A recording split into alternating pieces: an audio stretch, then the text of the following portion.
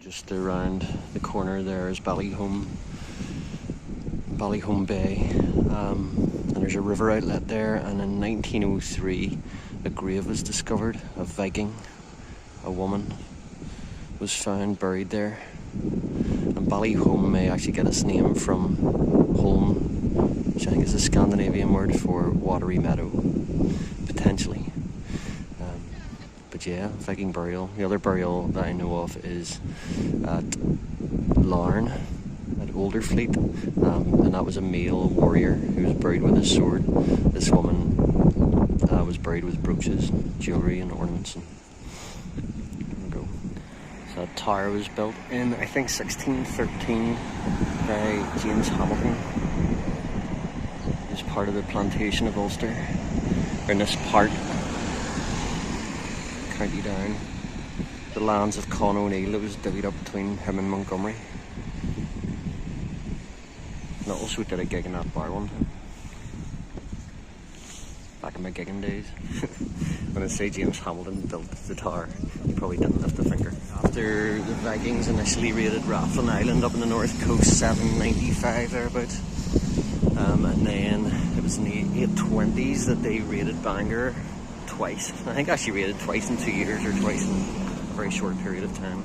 And the other interesting factoid is that Con O'Neill was arrested and apparently for sending his servants down to rob a liquor store because they were having a party and they ran out of booze.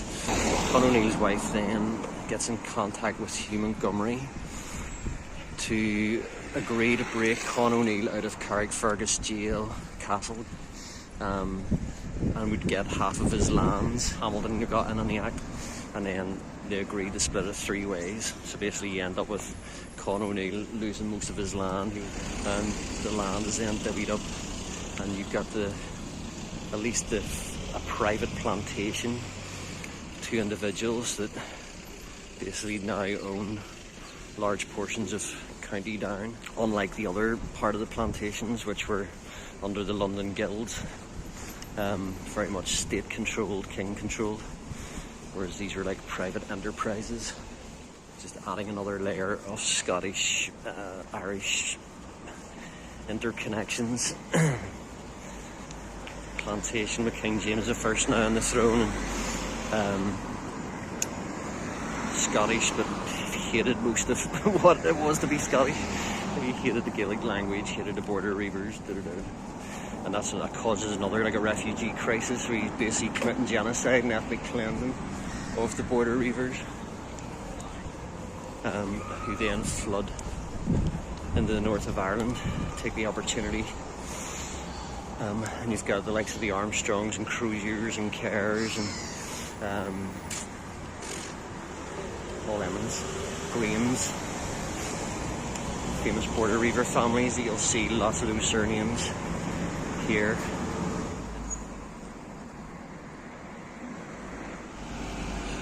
Nice old market house from the 1700s.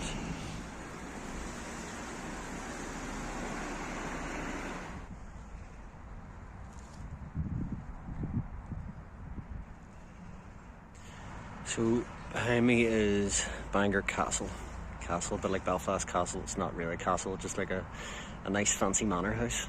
And it is nice.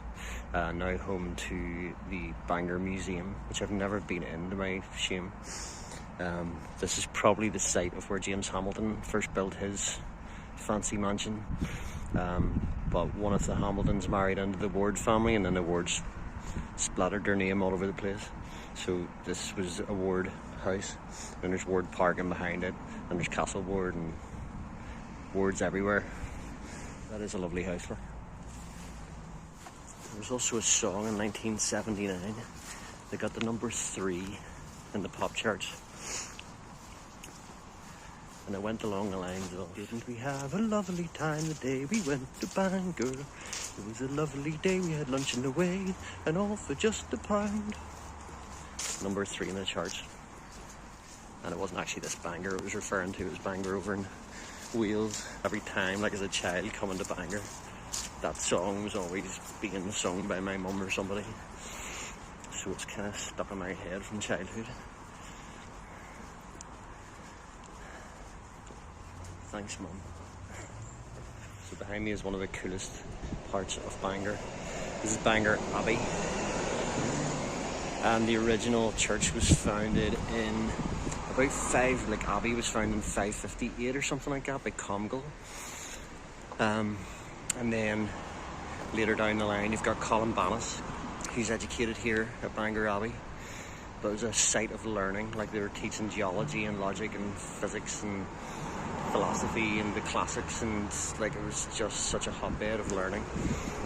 And then Columbanus then makes his way through Europe over to Bobbio in Italy and bringing this knowledge, able to translate Greek texts and Latin texts and keep that stuff alive, which is amazing. So Bangor was known as the light of the world, or Bangor Abbey was known as the light of the world, and also as the Vale of Angels. There were so many monks who came from all over Europe. It became famous, and even Gaul that went with Columbanus out to Bobbio or into Europe on that mission. He may not have been from Ireland actually, but was in Bangor Abbey, but might have actually been from somewhere in Switzerland or something. Fantastic history, so much significance, even though Bangor is now a bit of a shithole, from being this absolutely epic place with so much history and importance and significance. And when you hear the idea of, like, you know, Ireland being the land of saints and scholars, like being the light of the world during the Dark Ages, that is really to do with Bangor and Bangor Abbey. So this is not the original Abbey, but still a lovely church actually.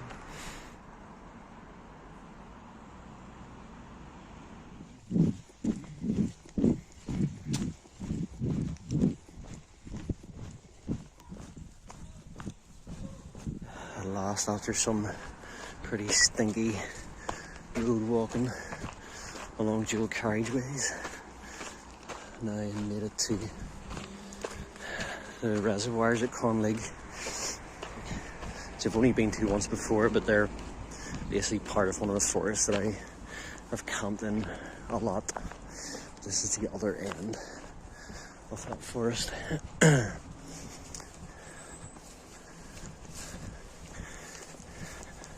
Actually, the last time I was here at this part, remember that evening seeing a herd of deer.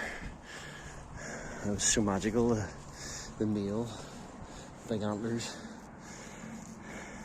but it's the herd behind him, just walking gracefully through the forest. It's beautiful. This path will take you through, just sort of skirts through the golf course, Clandeboye golf course, and there's actually a Neolithic standing stone there, which I think is referred to as the Houndstone, so hopefully past it. But also only found out recently that Conlig was the site of ancient copper mines. So you're talking like 2,500 BC, and that they used to trade that copper with Cornwall, who had a lot of tin.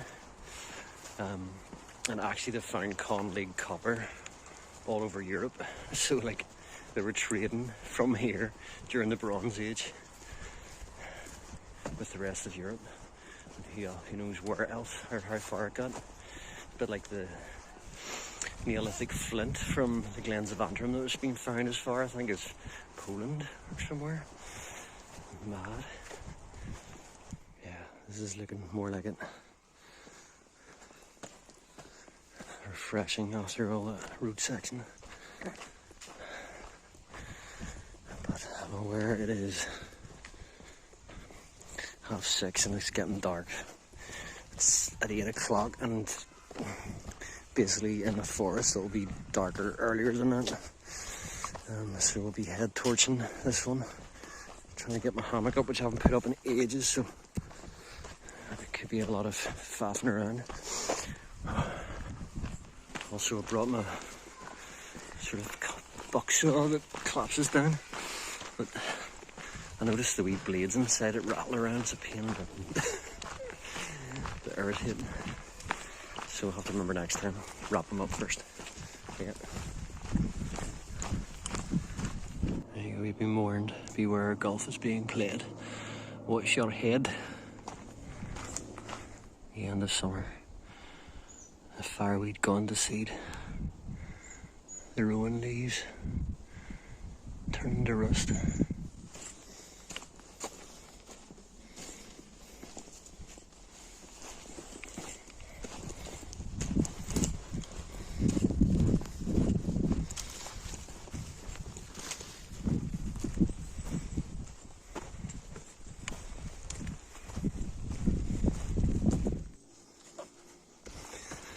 if you've just been... I'm pretty lost, actually. I have really no sense of where I'm at. I've been using the Outdoor Active app just to kind of locate myself, but this part of the forest is pretty unknown to me. It's getting darker. It's like coming up to 7 now. I reckon it's probably only about half an hour, 45 minutes before it's pretty dark.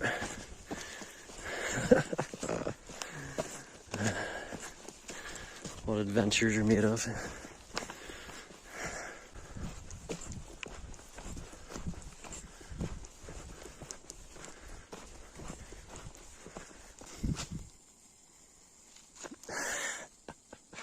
I have no clue. Right, back to the map. So I think I'm on the trail that I need to be on. Just a totally different end of it than I normally am. But I'm going to find the entrance that I usually use to get into it, because I've done it before. We've gone in a slightly different area and I got totally tangled up. It's so disorientating. So I'm going to look for the way that I normally take in. I am busted. Of course, I really should have just got off at Bangor train station, and instead I got off at Carnree. Added an extra few miles into my walk.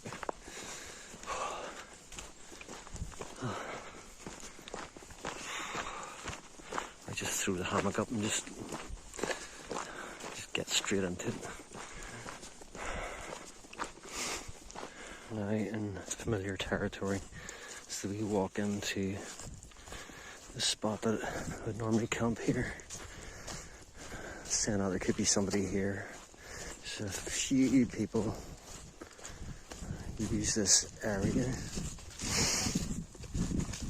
so you never know. Three here.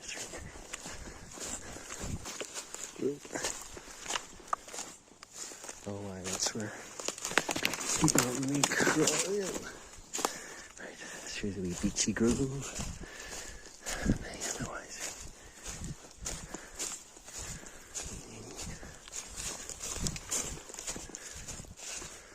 There's a wee bit of light left, so I might, well, just make the most of it basically while it's there.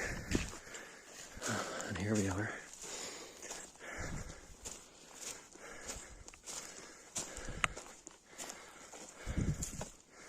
Not quite, but sort of home away from home.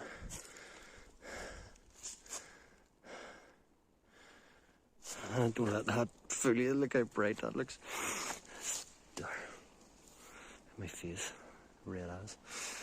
Right, better get to it, get this rucksack off. Be aware that I'm damp as well, so with the air cooling, it could, get a chill pretty easily. Right, less talking, more doing. So it's the hammock hung, and I've just got my ridge line up with my wee pre-project danglies for clipping my tarpon to using the other carabiner, spare carabiner project to tie off to. So sweet. Haven't used this in ages, but I can still remember how to do it. Just a bit. Home sweet home. Look what I brought. A stove. I can have warm coffee. I mean, you can't see the colour of that, but there's a big orange supermoon, not full, but massive. I actually only got up because I could hear a tree creaking, and I thought, is that the tree I've got my hammock strung up to, and is it about to fall? Still haven't figured that out yet, but amazing.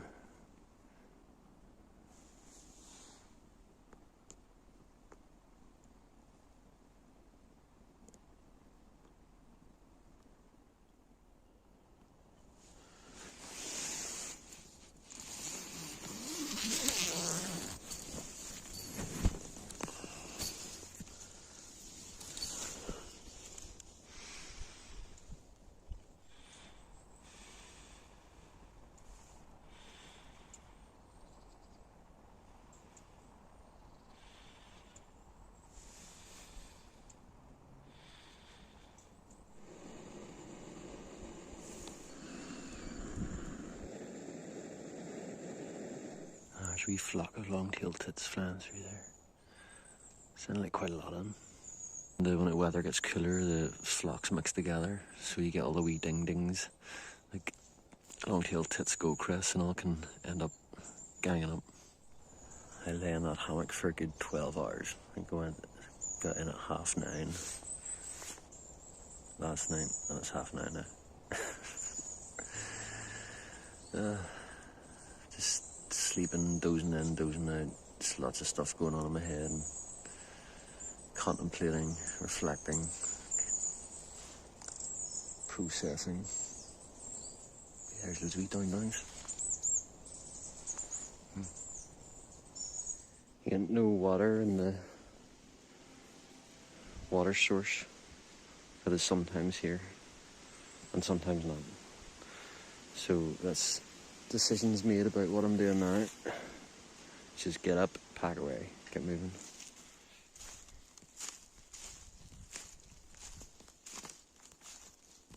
So last night it actually had the tree straps around this part of the tree, and I kept hearing this occasional but quite unnerving creak. And I kind of was trying to figure it out in my head, going is that just me making things up, and I didn't feel really any movement, and that's pretty solid, but it was definitely the tree that was creaking. And at one point I was like, ooh, and I was rushing to get out of the hammock. Luckily there was a big harvest moon, which was amazing. I wouldn't have seen that otherwise. And I'm really thankful that I basically chose to take it off that and put it onto this, because this is I don't think I would have actually given out, but just those creaks were so unnerving. It sounded like I was running the whole length of the tree. So I'm glad I did that. I wish I'd kind of also tightened up the fly sheet, because that sort of flapped around. It was a bit windier than anticipated. All in all, it was good. And it didn't die, and that large part of the tree did not collapse on top of me and kill me. Live to fight another day. And the other guy that uses this spot, or other person uses this spot, I left this rock here, and I'm pretty sure that's a pine marten poop. Territorial as ever. This is my spot, clear off.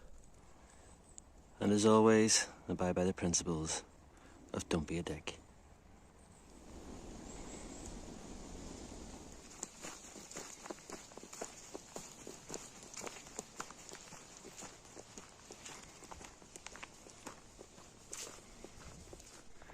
Actually taking my own advice and started walking with the layers I had on at camp, and I knew it was about to start, and just as I was taking them off I could feel the heat starting to generate in there. It's like, whoa, and then I'd be sweating. I don't have much water, so considerations to be made as well.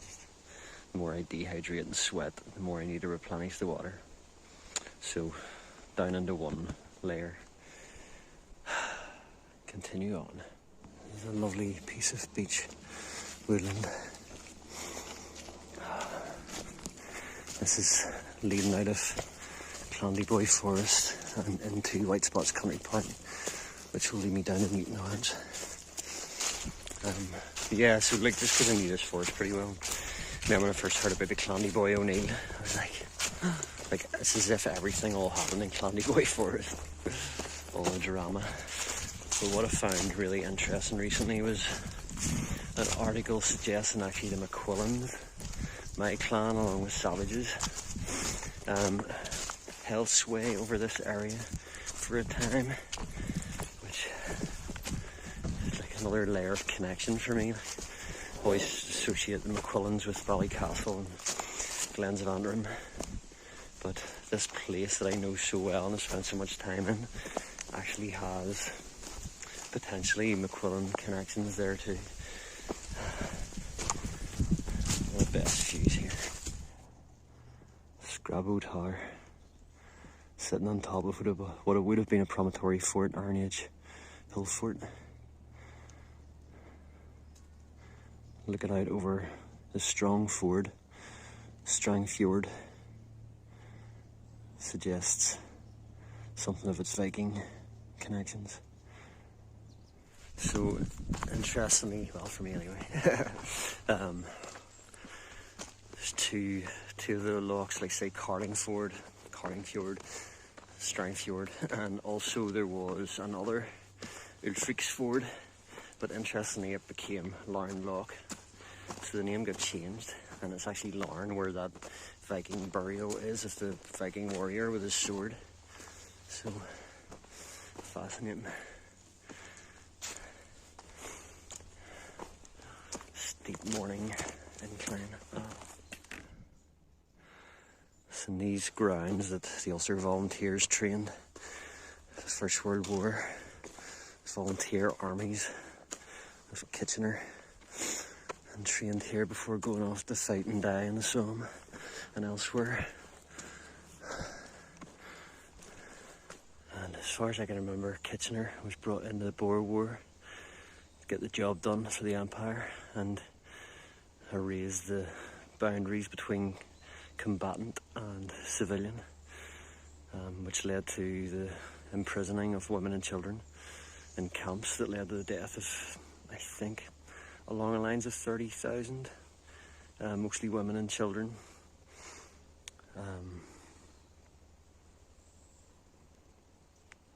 The disease and starvation, there are all sorts of justifications for it, and early human rights investigators were going out to see what was happening and give accounts of it. But yeah, Kitchener managed to get the job done. Look at these, they look kind of gooey, like they've just come out like last night.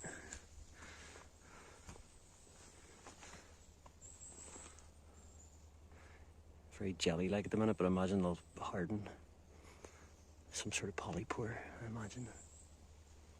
It's an interesting little rerouting. And some majestic looking horses in the field there. Alright. Can I squeeze through here? Avec le rucksack. Avec mon sac à dos. Sac à dos, I think. Sac à dos rucksack. There he is. God, gorgeous. Oh, beautiful horses. Even nicer, this kind of mistiness in the air.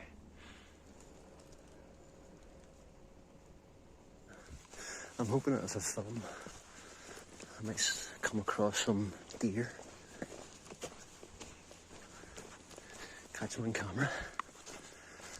Glad it's all dried up, because this part, the last load of times I came in from this route, was so muddy. It was just water obstacles.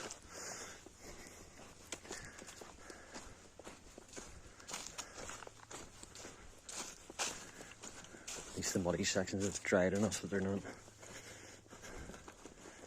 Yeah, it's pretty solid enough.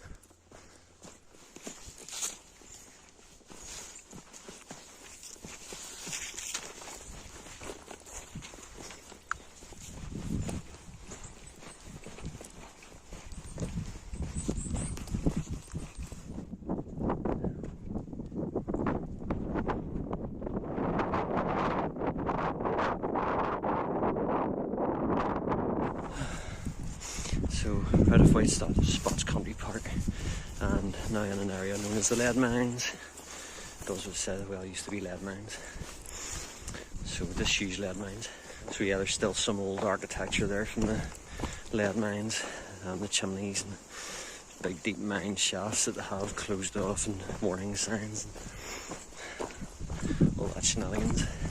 But it's mostly used by trail bikers these days and some random hikers, like myself. And that's all opening up with views over Strangford Loch. I'm sure the Vikings, whenever they raided Bangor and eventually make their way across the relatively short distance over here and see this big massive loch, they would have been like, happy days. Look at that. And you see Island Hill out there.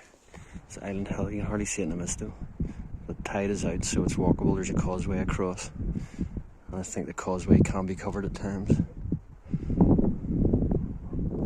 See one of the old chimney stacks from the lead mines. There's some up in behind me here as well.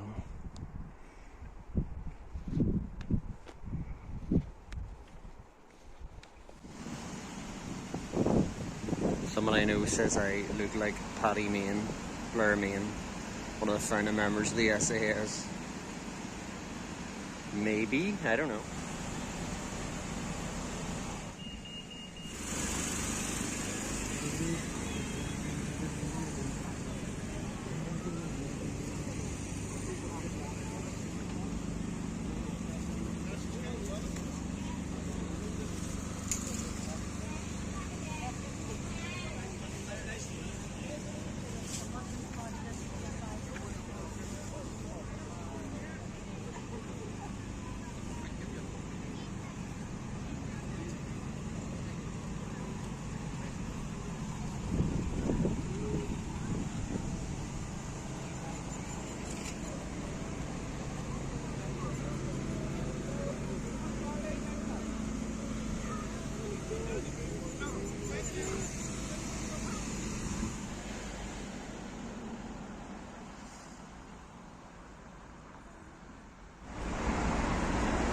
And there it is, Movilla Abbey,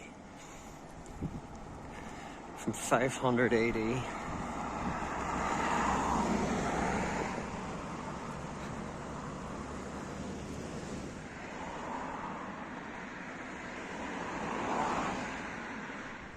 So basically you have to go down the old Movilla Road to the entrance to the cemetery down here to get in. So it's only about a 15-minute walk from the town centre. From newtownards, the new town of Ards, because it basically would have been referred to as Movilla, where the Abbey was, same as Bangor. So that was a starting point in some ways, and then it was only as a market town, the new town of Ards. And you see that sort of all over the architecture, remnants from sort of 1700s, late 1600s.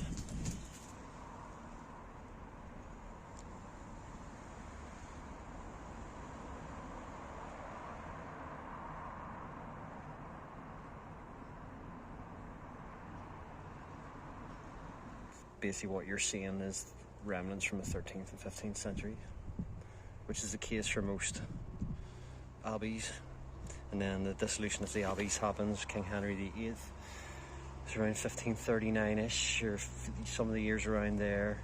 Actually, it seems that a lot of the damage done to the abbeys at that point was actually by for example, the O'Neil clan, who would have destroyed the abbeys so that the English couldn't use it as a garrison. So actually it wasn't all Henry VIII. It's nice not having the rucksack on. I left it in the company that I work for, have a shop in newtownards. So I left off my rucksack, so I'll just get my bum bag. It's nice. So Columba, that came from this abbey, was not Columbanus, who's a wee bit later. This is Columba, who, after Patrick bringing Christianity to Ireland, Columba took on the mantle of bringing Christianity to the Picts. And because of the likes of Dalriada and the existence of Dalriada, which is that kingdom that existed between the north of Ireland and the Isles of Scotland, lots of Gaelic Norse or Hiberno Norse connections there, but because there was already an existing kingdom between the two lands, Columba was able to make use of that and brought Christianity to the Picts. And then you sort of see the Picts disappearing, but all they did was it was just the language disappeared as they started speaking Gaelic, and the religion changed. One of the other crazy stories from here was what was possibly the first recorded copyright dispute that actually led to a war called the Battle of the Books, where there were up to 3,000 casualties, because I believe it was Columba who was writing down, because they had the only copy, the full copy of the Bible in Ireland, So it was quite prestigious to have that, and Columba he started writing down, copying it word for word, and to create his own copy. But then the head monk found out, or the abbot found out, and confiscated it, and actually the dispute went to the local chieftain, who intervened, and then this all escalated into the Battle of the Book. Fascinating.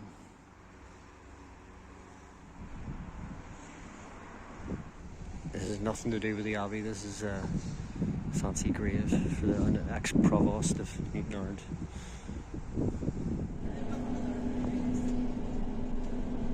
So I'm down in Grey Abbey, a place that I've been through many times, but I don't think I've ever actually stopped in it. So here goes. Definitely got cute vibes. Ain't that quaint?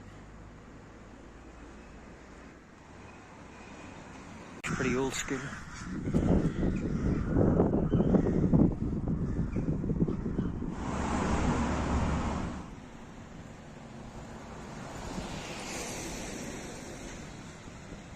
So in other news, just not in the mood for having a hike down here. Busy thoroughfare, Grey Abbey, just everybody passes through. But it seems to be mostly like wee bougie boutique stores, jewellery, wedding dressmakers, or all that kind of stuff. Yeah, my knees playing up, right? Knees playing up, and actually the road walk down from Newtownards to Grey Abbey would have been non-enjoyable at all. And as much as this feels a bit pilgrimagey, it just wasn't up for that, so just got the bus. First there was the officials, then there's the provies, then there was the big rat.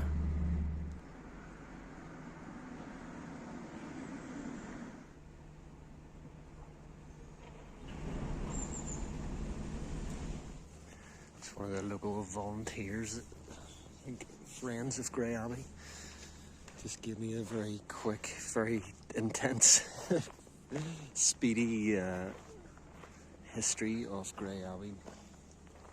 One of the interesting things that he did mention, which I didn't really make this distinction, was the difference between a monastic order and a monastic medieval site or settlement, which would have been run by an abbot, and they pretty much had full autonomy, could do whatever they want basically. Whereas with the orders, monastic orders, they had an order. There was a hierarchy and a way of doing things, and you couldn't just do anything you wanted. So that was definitely an interesting little insight.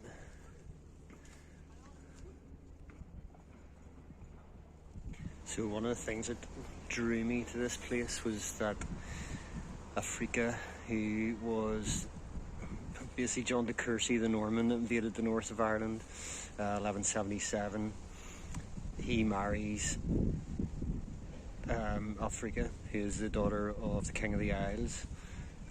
Actually, as my gentleman out there said to me, was because he had booked, and the King of Man, who was Goodfred Ulfason, says it all. Viking stock, Norse Gael stock. So he basically, his daughter's married to John de Courcy as a power alliance, really, and it's her that has this monastery built, because she was in a rough sea crossing and eventually made it to land, and her prayers to God said if she survives this journey, that she would basically build this abbey. But it also has tactical use, I'm sure, as well, in the same way that, you know, the O'Neills would have seen the Abbeys as being a weakness, in a sense, that could be used as garrison points for the English during the 9 Years' War. So destroy the Abbeys so that the English can't use them, at least take the roofs off them.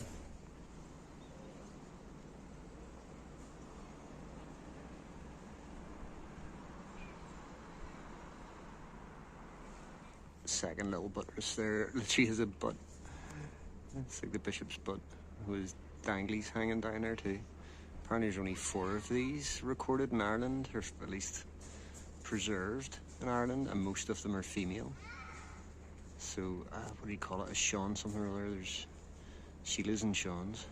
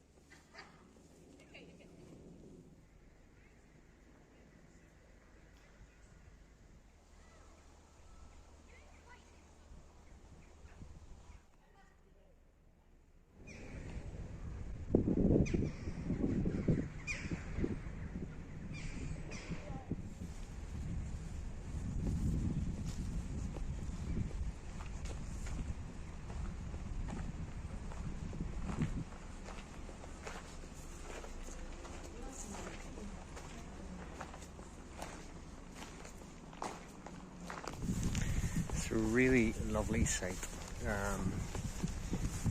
And the location's maybe not as impressive as in Shelby down at the Coyle River, but there's a lot more left and remaining of this, and it's very impressive. Like, I think I'll come back here again at some point.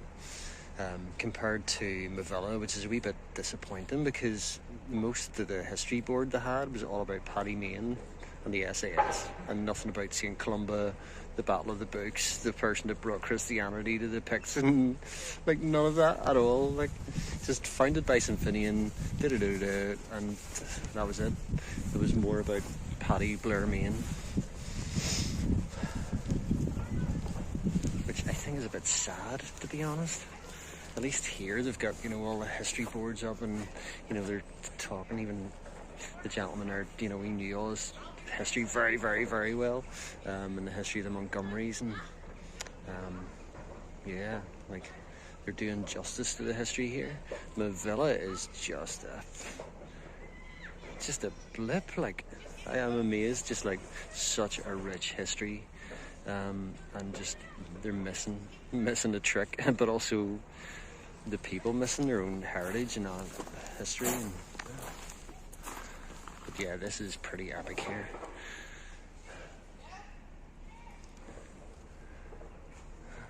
So that's the end of my wee tour of the Abbeys. A little bit of history. I'm not a historian. I'm fascinated and curious, and just love just all the little details, and like I just love like John de Courcy and that alliance with Africa, and Africa being basically the daughter of a Viking, essentially, like Godfred Ulfsson, and the remnants of this history. It's fascinating. So yeah, from Bangor Abbey, famous for Columbanus, the light of the world, the veil of angels that were bringing the light in the dark ages to Europe, that had access to be able to translate the Greek and Latin of old classics, and then to disappointing Movilla Abbey, not disappointing historically, fascinating with Columba and the Christian monk to go and Christianise the Picts.